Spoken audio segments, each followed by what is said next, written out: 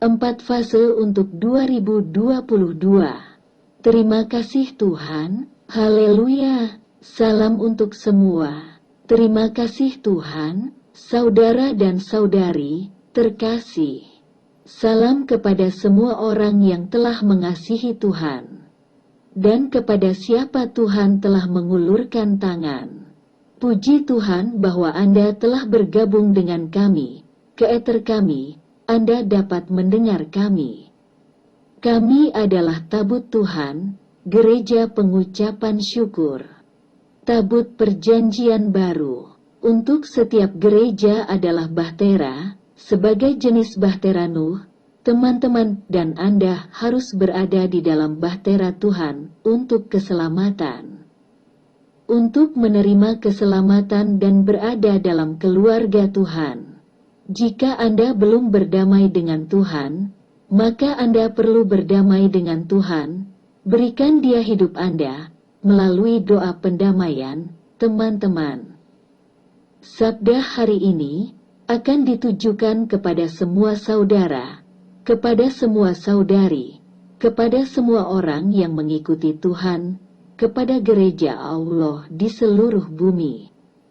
Demikian pula gereja di Ukraina, gereja di Afrika, Filipina, Oseania, gereja di seluruh dunia, semua yang mengikuti Tuhan. Kata yang Tuhan taruh di hatiku. Kata untuk tahun ini disebut 4 Facets for 2022. 4 wajah, teman-teman. 1 ujung, ini adalah penghormatan kepada Tuhan.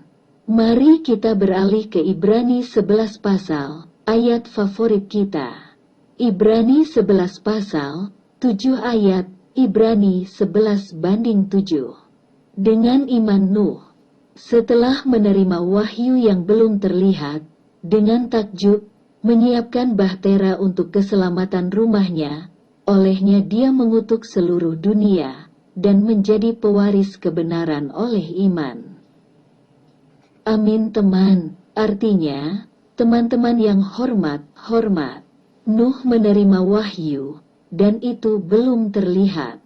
Hanya dia yang melihatnya dengan iman. Dan dalam kekaguman, teman-teman, dia menyiapkan sebuah bahtera. Kehikmatan sangat penting, dan sangat penting, teman-teman. Yang perlu kita miliki adalah rasa hormat kepada Tuhan, rasa hormat terhadap tujuan-tujuan Tuhan. Mari kita buka Maleaki lagi. Ditulis lebih dalam tentang penghormatan, hubungan Tuhan dengan penghormatan. Ini adalah perjanjian lama, kitab Nabi Maleaki, 1 pasal dari 6 sampai 8 ayat. Maleaki 1, 6-8. Seorang anak menghormati ayahnya, dan seorang budak menghormati tuannya. Jika saya seorang ayah, di mana penghormatan untuk saya? Dan jika aku adalah Tuhan, di manakah penghormatan bagiku? Firman Tuhan semesta alam kepadamu, para imam, yang mencemarkan namaku. Anda berkata, bagaimana kami mencemarkan namamu? Kamu membawa roti najis ke mezbahku dan berkata, bagaimana kami mempermalukanmu dengan mengatakan, makanan Tuhan tidak layak dihormati. Dan ketika Anda mengorbankan orang buta, bukankah itu jahat? Atau ketika Anda membawa orang lumpuh dan sakit, bukankah itu jahat? Bawa ini ke pangeranmu, apakah dia akan senang dengan Anda dan akankah dia menerima Anda dengan baik, kata Tuhan semesta alam.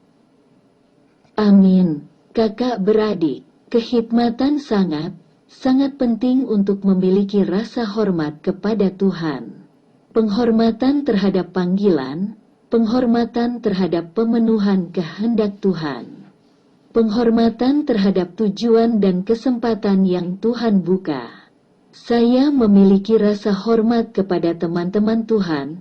Saya kagum Saya bersyukur kepada Tuhan ketika gereja kami menerima pengetahuan ini. Dan pintu-pintu ini dibuka untuk gereja kami. Pada awal pelayanan, pintu penyempitan misionaris dibuka, jembatan misionaris, kami menyebutnya.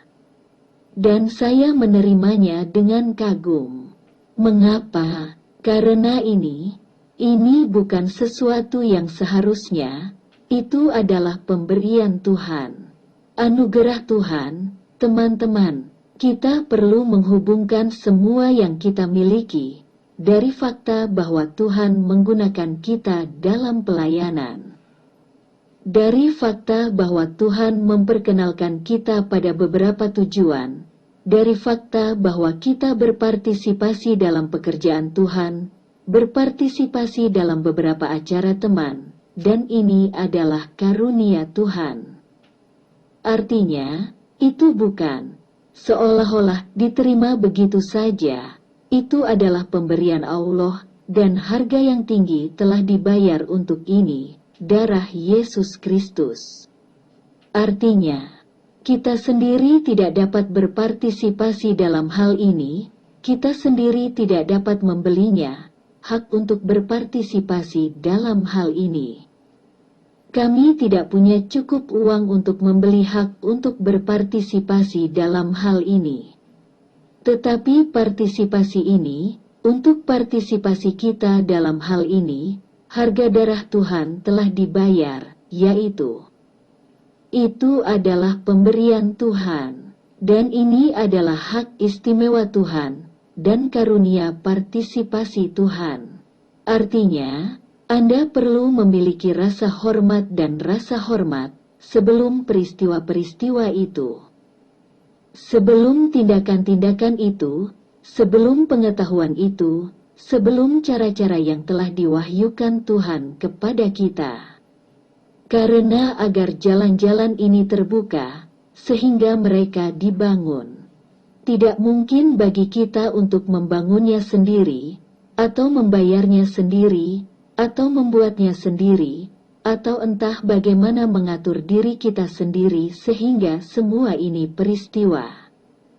Mereka tampaknya dibentuk, teman yang tidak mungkin. Kami tidak memiliki kekuatan, atau sumber daya, atau kemungkinan untuk ini. Dan fakta bahwa peristiwa-peristiwa ini terjadi, dan fakta bahwa kita mengambil bagian di dalamnya, ini adalah pemberian Tuhan, yang untuk itu harga yang mahal telah dibayar. Harga yang tidak kita miliki. Dan kita tidak akan pernah bisa membayar harga ini, untuk berpartisipasi dalam semua acara ini. Untuk harga yang besar telah dibayar, itu adalah darah anak Allah Yesus Kristus. Dia membayar harganya agar saya bisa pergi ke Kenya, pendeta untuk gereja kami, melayani di Afrika. Tuhan memberikan alat itu, dan itu dibayar dengan darah Yesus Kristus.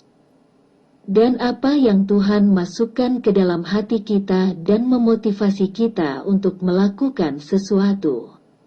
Anda harus memiliki rasa hormat untuk ini, dan rasa hormat untuk ini, bahwa Anda dapat melakukannya. Karena ini adalah elemen penggenapan kehendak Allah, penggenapan pengetahuan Allah, yang untuknya darah Yesus Kristus telah dibayar. Fakta bahwa Tuhan membawa kita ke wilayah ini, pelayanan Tuhan. Bahwa Tuhan membawa Anda ke wilayah pelayanan di mana Anda berada, harga telah dibayar untuk ini, darah Yesus Kristus. Anda perlu diperlakukan dengan hormat untuk tindakan ini. Untuk pelayanan yang Anda lakukan ini, di mana Anda ditempatkan oleh Tuhan. Hormatilah itu, kagumilah itu, seperti Nuh kagum. Karena kekaguman adalah kekuatan yang luar biasa, teman-teman. Ini seperti takut akan Tuhan, teman-teman takut akan Tuhan, hormat, kekudusan, hormat kepada Tuhan. Tuhan ingin kita memiliki rasa hormat dan sikap berkualitas tinggi terhadap pelayanan. Pada saat menggunakan waktu yang baik, memberikan Tuhan untuk pelayanan, bahan dan alat berkualitas tinggi. Artinya, apapun yang kita lakukan sembarangan, teman-teman, ini adalah kelalaian dalam pelayanan. Ini seolah-olah sama dengan mengorbankan yang timpang, miring atau buta. Bawalah kualitas, yaitu ketika Anda segar, kekuatan segar terbaik Anda. Berikan kepada Tuhan. Waktu terbaik, berikan kepada Tuhan. Apa yang dapat Anda bawa untuk Tuhan adalah menyenangkan dan baik, teman-teman. Artinya, Anda perlu cemas, berhati-hati dalam melayani. Menuju tujuan-tujuan yang Tuhan nyatakan, yang Tuhan terangkan di dalam hati.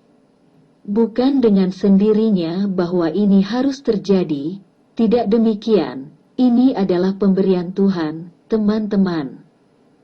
Dan harganya adalah, ini adalah darah Yesus Kristus. Itu adalah penderitaannya di salib Kalvari. Ini adalah lukanya, itu adalah darahnya, itulah siksaan yang dia alami. Dan dia, dengan siksaan ini, dia membayar harga ini untuk kita, teman-teman, sehingga sehingga Anda menjadi peserta.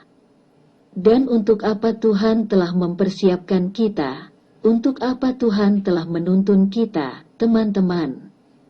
Apa yang telah Allah tuntun melalui Anda, dalam hidup Anda, dalam pelayanan Anda, harga yang besar telah dibayar untuk itu, darah Allah, teman-teman, darah Yesus Kristus.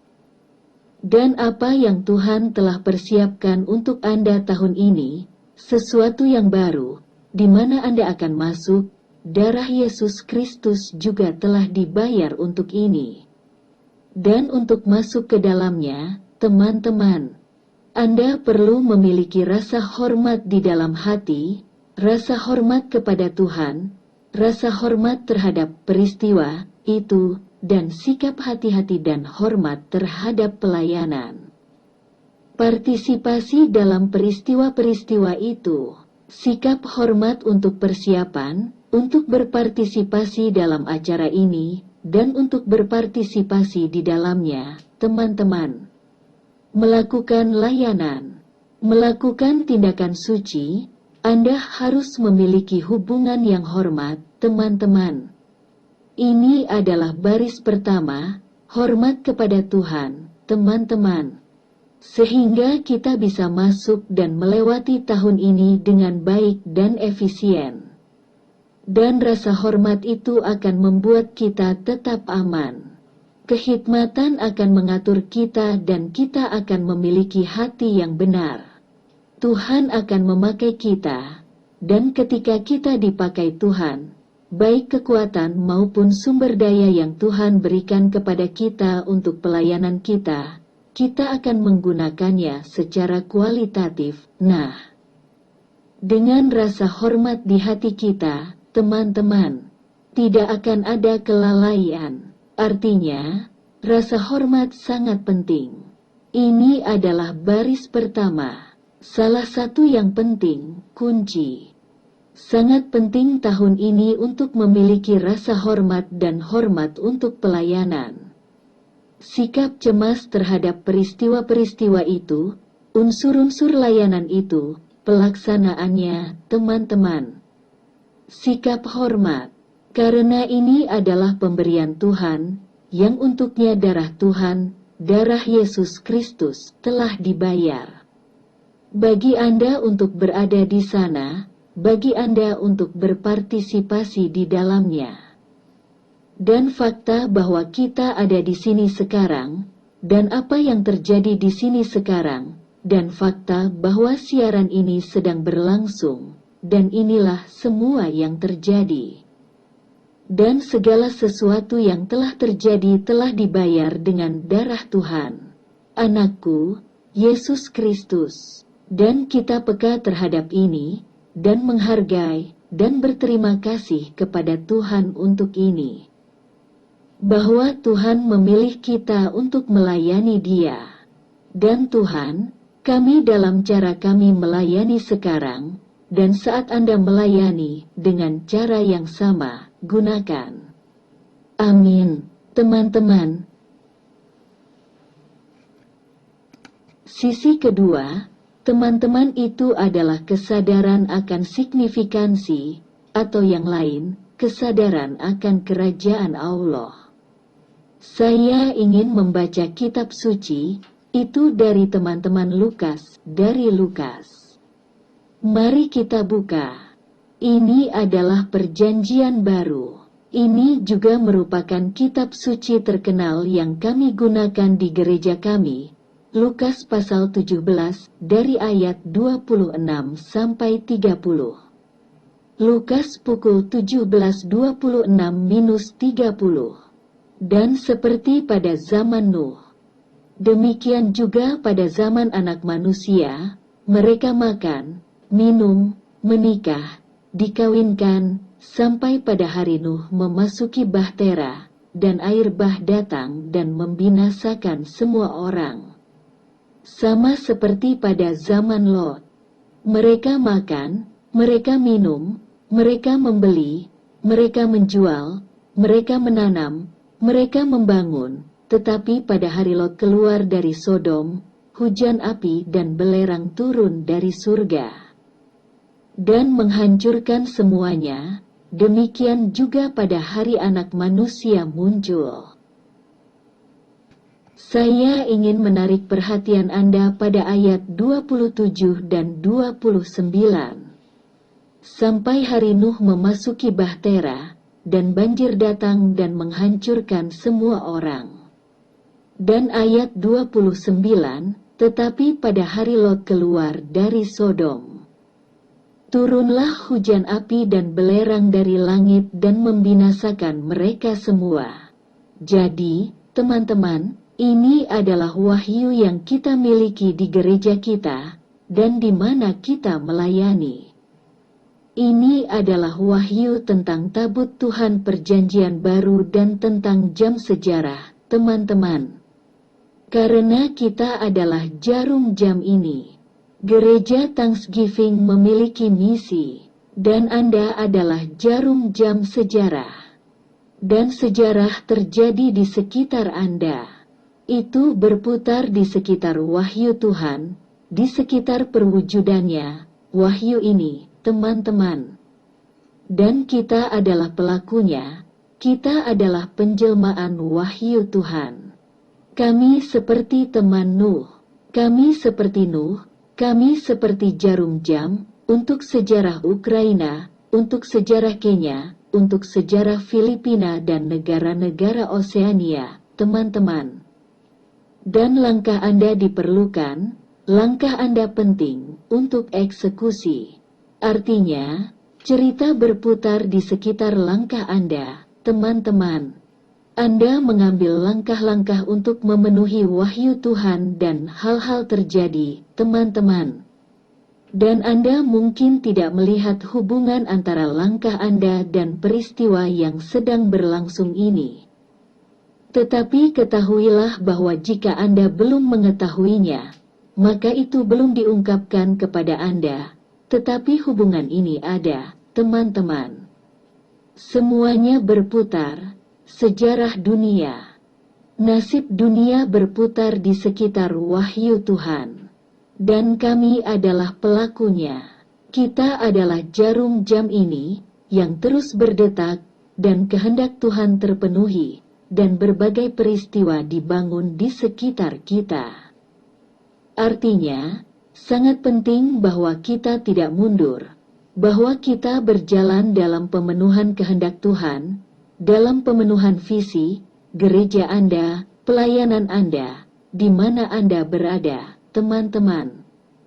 Dan gereja Thanksgiving kami melakukan kehendak Tuhan. Dan sangat penting bagi Anda untuk bergerak dalam eksekusi.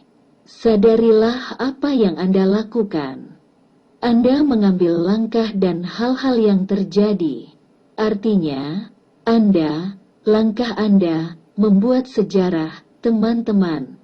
Anda lakukan, memenuhi kehendak Tuhan, visi Tuhan, dan malaikat Tuhan dan kekuatan Tuhan. Mereka memenuhi peristiwa lain yang berhubungan dengan Anda, teman-teman. Terhubung dengan gereja kami, terhubung dengan pelayanan Anda, misi Anda dalam masyarakat Anda, dengan orang-orang Anda. Teman-teman, sangat penting untuk dipenuhi, sangat penting untuk menyadari pentingnya hal ini, teman-teman. Sejarah dunia berputar, sejarah negara Anda. Sejarah rakyat Anda berputar di sekitar pemenuhan kehendak Tuhan. Ini berputar di sekitar langkah Anda. Sadarilah ini, seperti Nuh, dia menentukan nasib dunia. Nuh kagum, membangun bahtera. Teman-teman, memenuhi kehendak Tuhan. Dan segera setelah dia memasuki bahtera, ini adalah titik awalnya. Dan segera setelah Lot meninggalkan Sodom, hujan api dan belerang turun dari surga. Artinya, ketika kita memasuki wahyu, kita meluncurkan mekanisme surgawi ini, teman-teman. Dan ketika kita berjalan di dalamnya, dalam pertunjukan ini, mekanisme ini bekerja dan terus bergerak, kawan. Mekanisme surgawi sejarah diluncurkan ketika kita memasuki sebuah wahyu, menghidupkannya kembali, dan bergerak di dalamnya, dalam wahyu ini, memenuhinya. Dan semuanya mulai terjadi di sekitar. Teman-teman, agar kita menyadari hal ini, bahwa kita adalah tangan dari jam sejarah ini. Dan agar kita, teman-teman, melanjutkan jalan ini dalam pemenuhan kehendak Tuhan.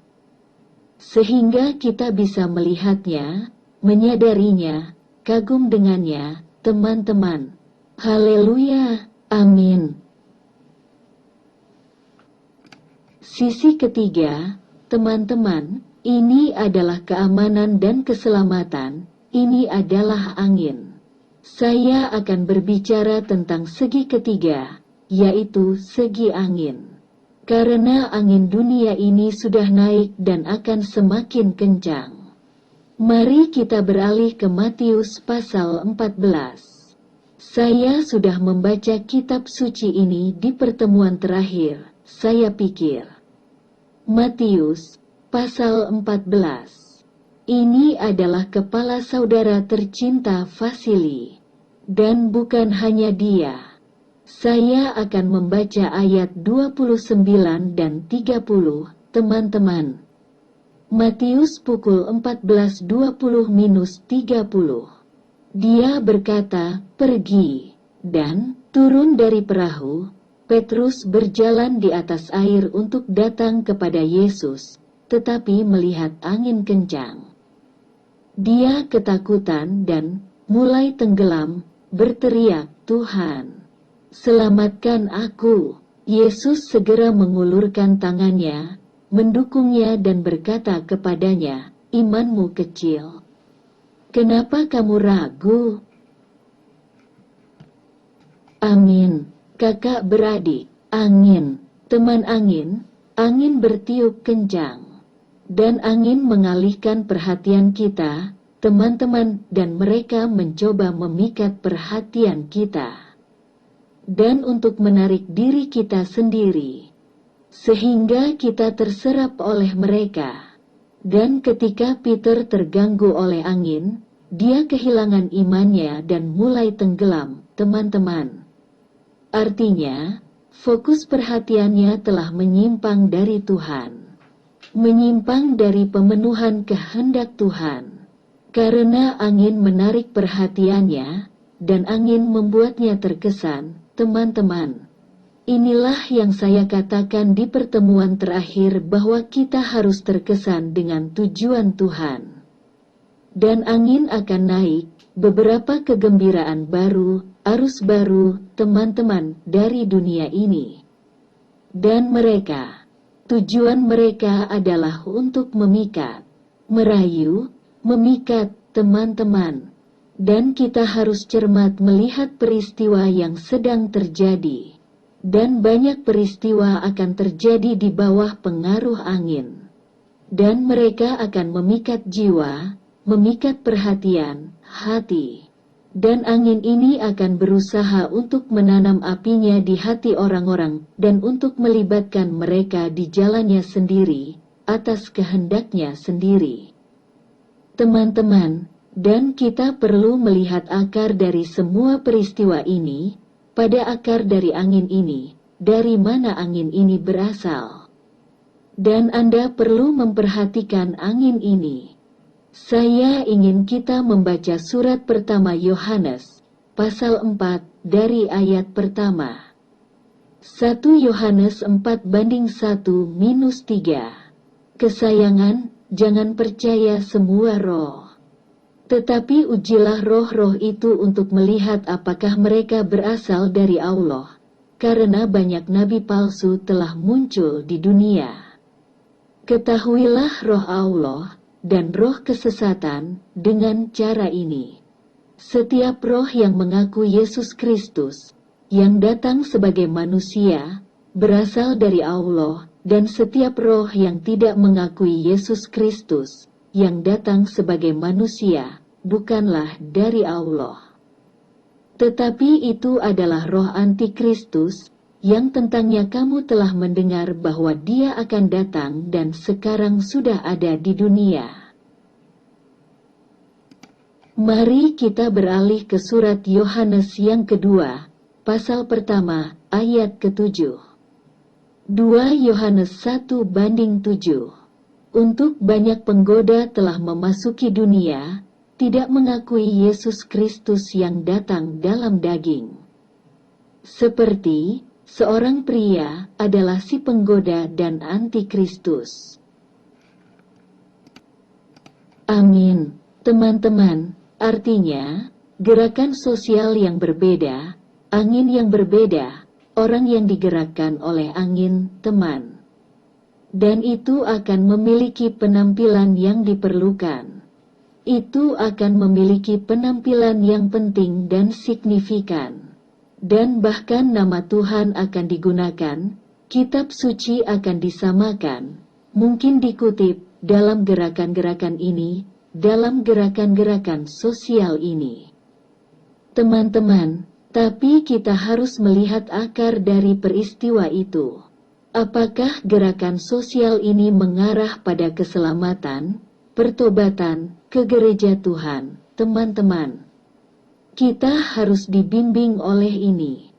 Gerakan-gerakan sosial yang dari Roh Kudus, teman-teman, mereka menghukum kita.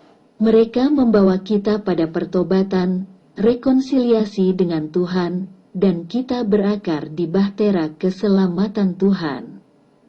Di gereja Tuhan, teman-teman, dan ini adalah tindakan roh Tuhan. Dan angin yang menipu, mereka tidak mengarah pada tujuan-tujuan ini, yang telah saya sebutkan untuk Anda. Mereka tidak mengarah pada tujuan-tujuan Roh Kudus. Tetapi kita tidak dipimpin oleh angin, kita dipimpin oleh Roh Kudus. Dan jalan hidup yang Tuhan tuliskan di dalam kita, menerangi hati kita. Menerangi roh kita, mengungkapkan di dalamnya untuk melihat tujuan dan jalan Tuhan. Dan kita harus mengikuti jalan ini, mengikuti Tuhan, seperti Petrus berjalan di atas air, teman-teman. Dan Peter memasuki pelayanan, dia berjalan di atas air, teman-teman. Dan kuasa Tuhan bekerja sampai dia teralihkan, tidak terbawa angin, tidak terkesan angin kawan. Dan dia mulai tenggelam, yaitu dunianya mulai menyerap. Tenggelam adalah prototipe penyerapan oleh dunia, penyerapan oleh kesombongan. Dan untuk ini kita perlu waspada.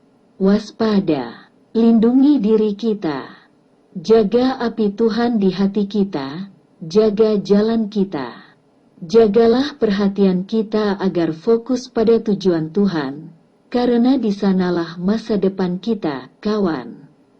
Ada masa depan kita, ada hidup kita, ada keselamatan kita. Kita menuju ke sini, teman-teman.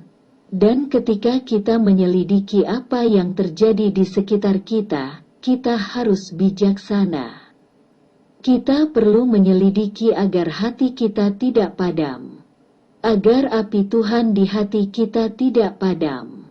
Agar kita tidak kehilangan kekuatan semangat, tidak kehilangan kekuatan pelayanan, tidak kehilangan tujuan dalam Tuhan. Tidak kehilangan ketajaman dan garam dalam Tuhan.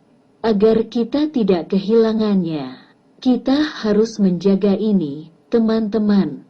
Dan bagaimana mengatakannya?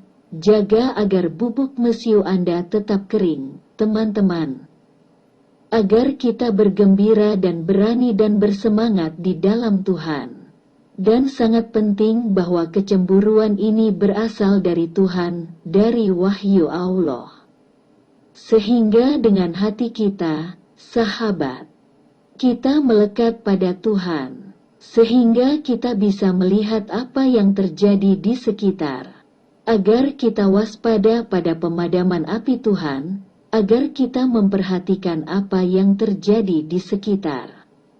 Dan mereka beralasan dan meneliti, menguji roh, mengalami gerakan, teman-teman.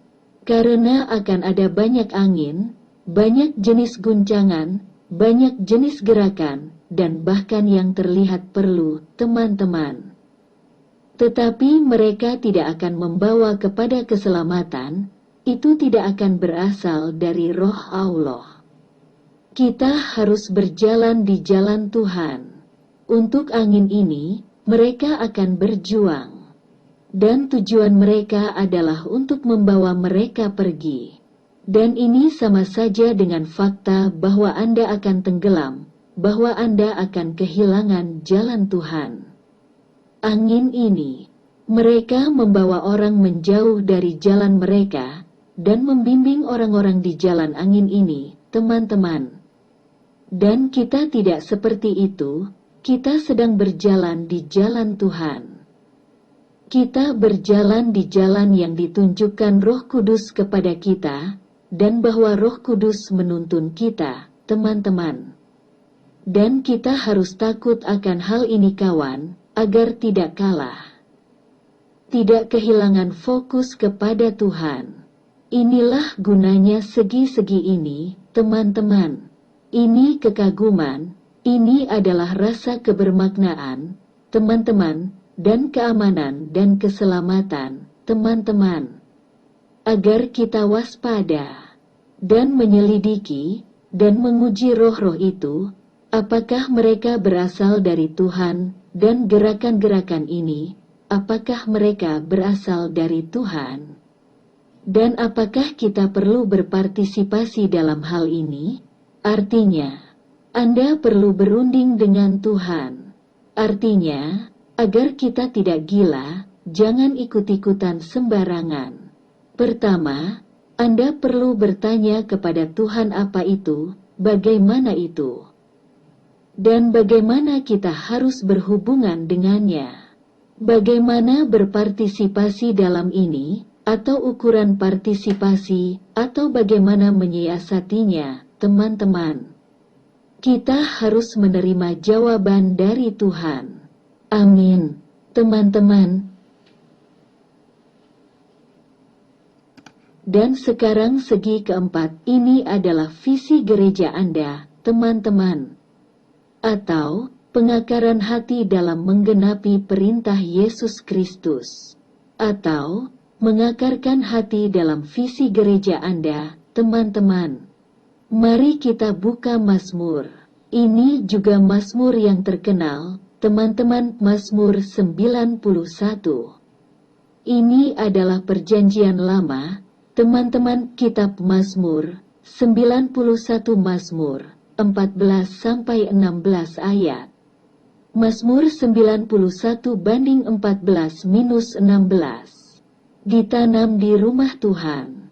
Mereka mekar di pelataran Allah kita, mereka subur di usia tua, berair dan segar, untuk memberitakan bahwa Tuhan, gunung batuku, adalah benar, dan tidak ada ketidakbenaran di dalam Dia. Artinya, ditanam, teman-teman, di rumah Tuhan.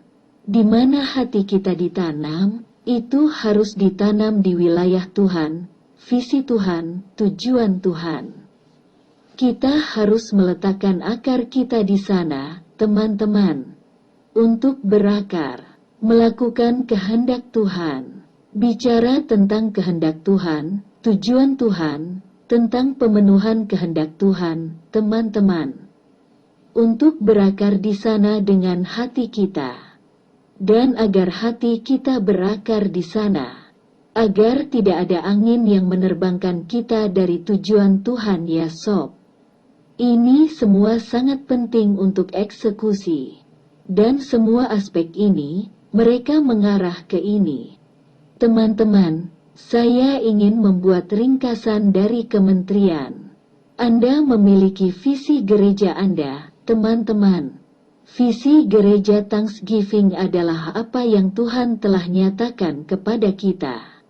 Ini adalah pelayanan di Ukraina, menyempit di Kenya, di Afrika, pelayanan di Filipina dan negara-negara Oseania, teman-teman. Ini adalah visi gereja kita. Demikian pula, Anda memiliki visi gereja Anda, saudara laki-laki dan perempuan, dan Anda juga berakar pada pemenuhan visi gereja Anda. Menghindar di sana, akar hati Anda, waktu Anda, sumber daya hidup Anda, peluang. Akarkan segalanya dalam tujuan ini, teman-teman, ke dalam visi gereja Anda. Saya ingin membuat ringkasan singkat, teman-teman, tahun ini, 2021.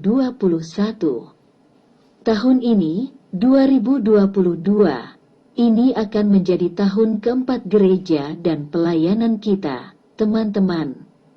Gereja kami, lahir pada tahun 2019. Ini adalah tahun kelahiran gereja. Lalu ada tahun 2020, ini adalah tahun berdirinya gereja. Dan itu adalah tahun 2021 yang lalu, ini adalah tahun perluasan kemah pelayanan gereja. Tahun 2022 akan menjadi tahun pengisian tenda-tenda ini sobat. Haleluya, saya ingin membuat beberapa ringkasan, teman-teman, untuk pelayanan dan untuk setiap tahun. Saya ingin berlari kembali sedikit. Saya menjalani baptism of fire dan tinggal selama 1 tahun 8 bulan di dalam mobil. Dan pada tahun 2017, pada tanggal 10 Mei saya turun dari mobil dan menetap di Troyeshina, teman-teman. Saat itu tahun 2017. Dan saya telah dengan berani mencatat bahwa ini adalah tahun, paruh kedua tahun ini, ketika saya dikunjungi oleh kerinduan yang kuat akan imamat, untuk pelayanan. Saat itu tahun 2017. Pada tahun 2018, saya mulai melayani. Pada tanggal 11 Maret saya diurapi untuk pelayanan, dan mulai menyempit pada tanggal 7 April. 7-8 April adalah hari-hari pertama pelayanan. Dengan megafon, saya mulai melayani. Berkhotbah, itu hanya hari pesta kabar sukacita. Saya pergi keluar untuk pertama kalinya untuk berkhotbah pada tanggal 7 April di Troyeshina, dan pada tanggal 8 April di Kresjati. Dengan sebuah megafon, ini adalah hari-hari awal. Kemudian pada tahun 2018, setelah memulai, saya melanjutkan pelayanan saya dan berkhotbah sepanjang akhir pekan. Dan hasil tahun ini adalah aksi penginjilan yang kami lakukan bersama-sama dengan Gereja Penyembuhan Bangsa-Bangsa, serta dengan penginjil dari gereja-gereja lain.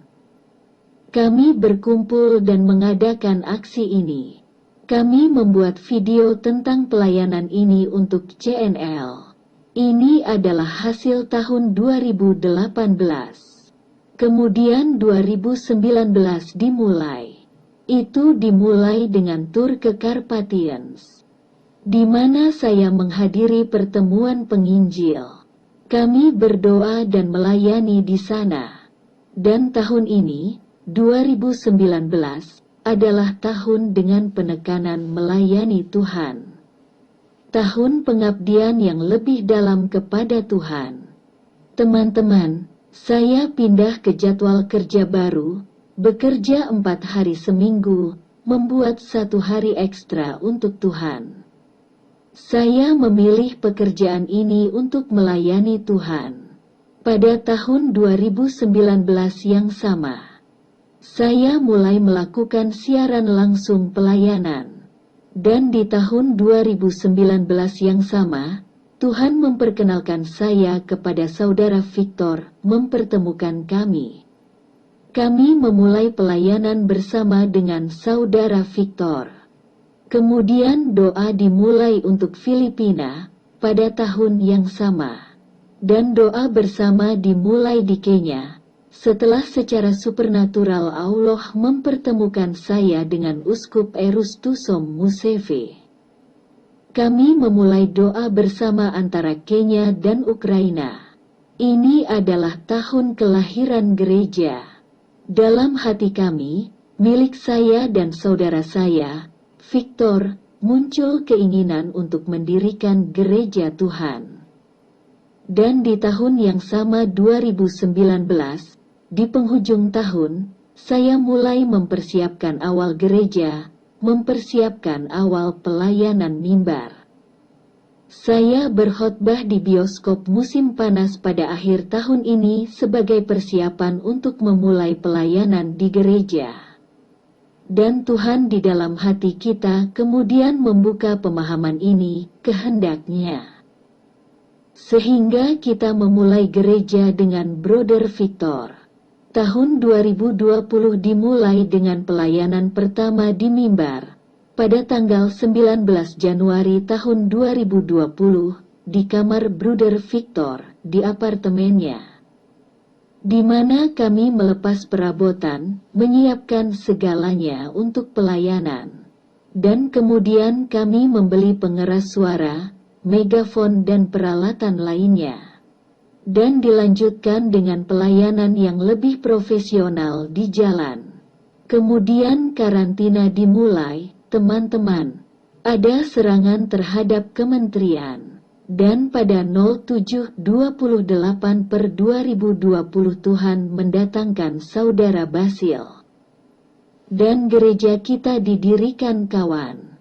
Kemudian, pada tahun 2020 yang sama, Tuhan mempertemukan saya dengan Pendeta Kenneth dari Nigeria. Kami memulai pelayanan bersama, seminggu bersama dengannya. Dan di tahun yang sama, kami memperluas pelayanan kami. Jika sebelumnya Saudara Victor dan saya hanya berkhotbah di daerah saya, maka kami memperluas pelayanan kami, mulai dari awal Troyeshina. Di Festivalny dan Miloslavskaya, artinya, kami telah memperluas pelayanan kami di Troyeshina. Selebaran pertama gereja dibuat pada tahun 2020. Kemudian Tuhan memberikan tanda seperti itu. Tuhan membawanya kepada Saudara Kelvin, yang menyerahkan bendera Ukraina ke Kenya. Karena kami telah berdoa selama setahun penuh dengan saudara kami, Uskup Erustus Museve. Saya telah mengirimkan bendera Ukraina ke gereja Uskup Erustus dan Pendeta Yoshua. Itu supranatural. Kami juga melakukan perjalanan penginjilan di sekitar kota dan di luar kota. Dan akhir tahun 2020 adalah saat kita membuat atribut gereja, bendera, salib. Semua atribut yang diperlukan gereja, teman. Mereka dibuat, dan mereka terus menyempit. Sudah di penghujung tahun 2020 kawan. Dan tahun 2021 telah dimulai kawan. Tahun ini sekarang di belakang kita. Dan itu dimulai dari bulan Januari. Dan kekhasan bulan ini, Januari, adalah bahwa kami melewati kendala bahasa dalam pelayanan.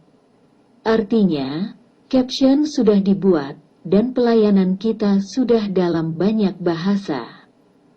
Di channel YouTube dan Facebook. Pada akhir Januari, ayah saya merasa tidak enak, dan kemudian dia meninggal. Saya menghabiskan 1 bulan penuh, Februari, di Donetsk. Ini adalah bulan ketika saudara-saudara Victor dan Vasily memperkuat diri mereka sendiri, mengemban tanggung jawab untuk gereja, untuk pelayanan, dan memimpin pelayanan mereka sendiri. Ini adalah bulan pertumbuhan mereka. Saya melihat bahwa Tuhan menentukan bagi saya sedemikian rupa sehingga untuk jangka waktu tertentu saya akan berada di gereja. Dan kemudian saya tidak akan berada di sana. Dan ketika saya tidak ada, inilah saatnya untuk pertumbuhan saudara-saudara, penguatan mereka, penegasan dalam kekuatan, dalam tanggung jawab, teman-teman. Dan saya melihat bahwa Tuhan akan menggunakan saya dengan cara ini berguna untuk pertumbuhan saudara-saudara, untuk penguatan saudara-saudara. Bulan Maret tahun 2021. Ciri bulan ini yang Tuhan berikan kepada kami mengadakan doa pertama bersama Filipina. Jika sebelumnya saya berdoa untuk Filipina selama lebih dari setahun, maka pada bulan Maret ada terobosan. Dan Tuhan memberikan doa kepada Filipina, dan kami mulai berdoa hampir setiap minggu. Dan kami telah berdoa selama beberapa bulan. Dan kami memperluas pelayanan penginjilan kami ke distrik lain di Kiev, dan ada doa bahkan di rumah saudara Vasily. Kemudian, di bulan Mei, Tuhan membuka perjalanan ke Kenya di hati saya. Sehingga berlangsung pada bulan September, Oktober. Dan kami mulai bernubuat tentang ini, tentang peristiwa ini, dan inilah yang telah kami lakukan bulan ini. Kemudian Tuhan membuka pintu ini melalui pekerjaan. Pada bulan Juni saya mulai bekerja di pompa bensin Moto. Dan juga, pada bulan yang sama, pelayanan juga diperluas ke distrik-distrik. Di sepanjang tepi kiri, dan juga ada sebuah pelayanan di Berezan, ini di luar kota Kiev, 100 km dari kota. Menggunakan perjalanan kerja, saya berada di Berezan dan mengabar di sana. Bulan Juli dikhususkan untuk menghasilkan uang untuk perjalanan. Dan di bulan Agustus ada kesepakatan tanggal jalan-jalan ke Kenya, dan di akhir bulan beli tiketnya SOP. Dan hitungan mundur dimulai. Saya ingin mengatakan bahwa saat itu ada bulan September, itu seperti koridor. Artinya, ketika tiket dibeli, hitungan mundur dimulai, saya agak memasuki koridor, yaitu saya sudah meninggalkan Ukraina, tetapi belum datang ke Kenya. Saya seperti di koridor transit, koridor persiapan pelayanan. Saya fokus pada pelayanan di Kenya, mempersiapkan firman, mengumpulkan semua hal, mendapatkan visa, dan persiapan lainnya untuk ini. Dan pada tanggal 24 September saya terbang ke Kenya, teman-teman. Saya bertugas di sana selama lebih dari sebulan. Ada dua bagian dari pelayanan. Uskup Erastus Museve, ini adalah kota Bungoma, Kabupaten Bungoma, dan kemudian ada bagian kedua dari pelayanan, pedesaan. Saya tinggal di sebuah rumah Kenya di antara orang-orang Kenya, melayani di kota Mumias, Kabupaten Mumias. Dia bertugas di sana di sekolah-sekolah, yaitu penyempitan itu efektif. Itu baru pemenuhan visi tahun ini, perluasan tenda-tenda pelayanan. Dan sekembalinya ke Ukraina, pada tanggal 29 Oktober datanglah bulan November. Pelayanan media kami telah berkembang. Pelayanan di YouTube, jumlah pelanggan telah tumbuh. Orang-orang mulai mendengarkan khotbah kami, teman-teman. Dan bulan Desember, ini adalah bulan kedatangan saya di Donetsk. Untuk berada di rumah bersama ibu saya, dan untuk mewujudkan perjalanan dan beristirahat. Tetapi Tuhan memakai kita di bulan ini juga, dan memberkati kita di bulan Desember. Firman yang Tuhan berikan untuk Kenya, salah satunya dikhotbahkan di Uganda, melalui seorang pendeta dari Uganda. Ia mengkhotbahkannya di gerejanya. Pesan yang Tuhan berikan kepada Kenya adalah perluasan tenda-tenda pelayanan, dan firman telah sampai ke Uganda, teman-teman. Puji Tuhan, tahun 2021 yang telah berlalu, Tuhan memperluas pelayanan kami. Saat itu berkembang di Kiev, begitu pula pelayanan kami. Jembatan misionaris ini dibangun di Kenya, teman-teman. Dan puji Tuhan, demikian juga, Tuhan memperluas dan menguatkan kami di bidang pelayanan lainnya. Dan tahun 2022 ini sudah di depan, teman-teman. Tuhan akan memberikan pertumbuhan gereja kita, dan mengisi tenda-tenda pelayanan ini, serta memperkuatnya, dan bahkan dapat mengembangkannya, teman-teman. Dan kami akan siap untuk ini, untuk layanan, kami akan bersemangat, teman-teman. Kami akan diberkati. Puji Tuhan untuk semuanya, teman-teman. Begitu juga gereja Anda, pelayanan Anda, di mana Anda berada, teman-teman. Anda memiliki sejarah Anda sendiri. Teman-teman, sejarah gereja Anda, pelayanan Anda, bagaimana hal itu berkembang? Karena ada tertulis, Mazmur 89:12. Ajari kami untuk menghitung hari-hari kami sedemikian rupa sehingga kami dapat memperoleh hati yang bijaksana. Demikian juga teman-teman, sangat penting untuk menandai dan melakukan hasilnya, agar nanti dapat melakukan analisis dan diberkati, teman-teman. Terima kasih Tuhan, amin. Kakak beradik, saya akan berdoa agar Tuhan memberkati kita, visi ini, tahun ini, agar berbuah, teman-teman.